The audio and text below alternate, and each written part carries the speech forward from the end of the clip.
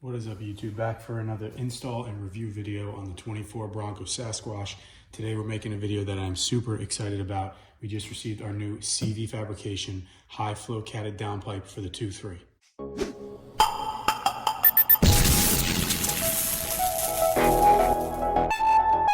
I'm one of the first people to finally get this new high flow catted downpipe for the 24 Bronco. Mine is the 2.3 liter 4-cylinder.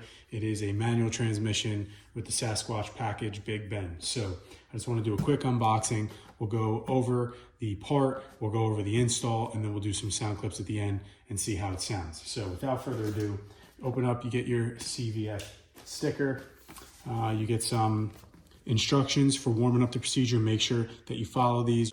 You're also going to receive this here, which is like a J-tube, and this will go in the lower oxygen sensor right on the cat, and this is to help with the code so that it doesn't throw a check engine light with your oxygen sensor and the new high flow cat. So put that aside, and then here we have our downpipe. So let's open her up. If you take a look at these welds, they are spot on, really nice craftsmanship, all stainless steel, nice high flow cat. You can see just really put together nicely. So we're gonna want to remove these. We're gonna put the J-tube down here, the one directly in the cat. We're gonna face the J-tube towards the front of the engine, and then we're gonna install the oxygen sensor.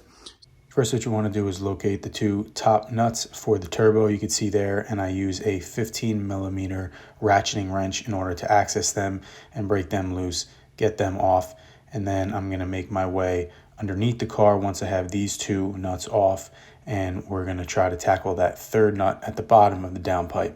I had to make a pretty wild configuration in order to access it because of the location, but what you want to do is then get your deep socket on that, work that out slow and steady, and then once that's removed, you'll have all three nuts off of the turbo downpipe mounting surface there. The configuration I did was a long half drive extension with a second extension and a wobble and a deep socket, and then a big ratchet, as you can see here. For anyone, that's what you're going to need. Next up, then I removed that mounting bracket for the transmission, and then you're going to disconnect the lower oxygen sensor and then work off the band clamp here for the flow tube where it meets the end of the downpipe, and you're going to want to break that loose and get that nut off the back. Then from there, I went back to the top. I disconnected the upper oxygen sensor, which you can see, you just work out that red clip and then disconnect the harness there like so. Then I pried apart that band clamp, got back underneath in order to separate the downpipe from the flow tube. Then there was two more 10mm bolts that's on that transmission bracket. I took those out, and then the whole bracket was able to be removed and out of the way. Then once you remove that, you're going to be able to have some give on the downpipe and wiggle it out a little bit. I could see that it wasn't enough, so from there I removed the one mounting bracket for the flow tube. Then I took these two 13mm bolts out, which is right by the flex pipe mounting to the frame, so that we'd have more room to maneuver the exhaust pipe. Once you have those out, I went and I got a mallet and a piece of wood, and I used that to hit right there on the section of the flow tube to separate the flow tube from the actual downpipe, which worked really well. You can see there, then it winds up dropping it. Then from there, just give it a wiggle, slowly back it out. Make sure you don't hit the oxygen sensors anywhere or the cords. You don't want to get anything tied up, and just slow work that out. Make sure not to damage the gasket, as they do not send you a replacement. And then once you have that removed, we're gonna take a look here. You can see now that's just the flow tube. There is the turbo surface, everything is nice and nothing is damaged, and now you're going to want to work the oxygen sensors off. So I went and I got an oxygen sensor tool. They were really torqued in there, so I used the old reliable brake stick, aka the handle of the jack, and we removed the lower oxygen sensor first, and then we removed the upper oxygen sensor, and then we're going to go and we're going to place those in our new CVF downpipe. Make sure that you're putting them in the same locations as well. The blue one goes in the upper and the black one goes in the lower. We have the J tube installed there. You can see angled towards the front to make sure that we have no issues with any clearance.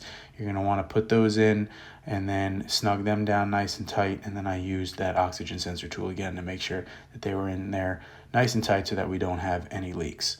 So then once you have the oxygen sensors in, we're going to go underneath, I test fit it, and we're going to slide the downpipe in and mount it right to the turbo first. I put those 3 nuts in and got them all hand tight at first, and then I went down and torqued them all down so that it was all symmetrical and everything came out nice and flat. So I mounted it to the turbo, and then I worked it lightly in to the base of the flow tube so that I still could manipulate everything like so. So once that is in there, you'll see here, we just slid the flow tube in, and then I did the reverse process like I did to remove it, where I put the piece of wood actually on the back of the hanger, and I just smashed that with a mallet a few times, and it moved the flow tube right onto the new downpipe.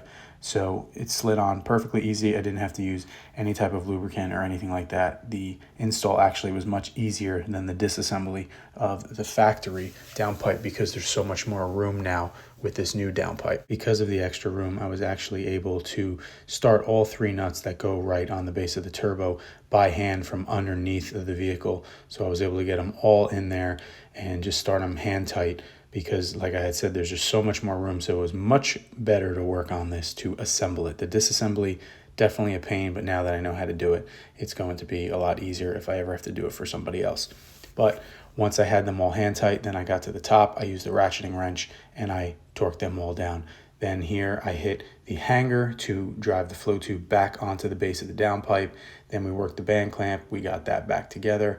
I tightened that down again to where it needed to be, and then we had all of our connections with the exhaust where they should be. Then from there I went and I remounted that isolator for the hanger, put that bolt back in. Once that was in, we worked at the one over by the flex pipe, which was on the frame of the car, and then once those were tight, we were all done. So then we just checked fitment and you're all done.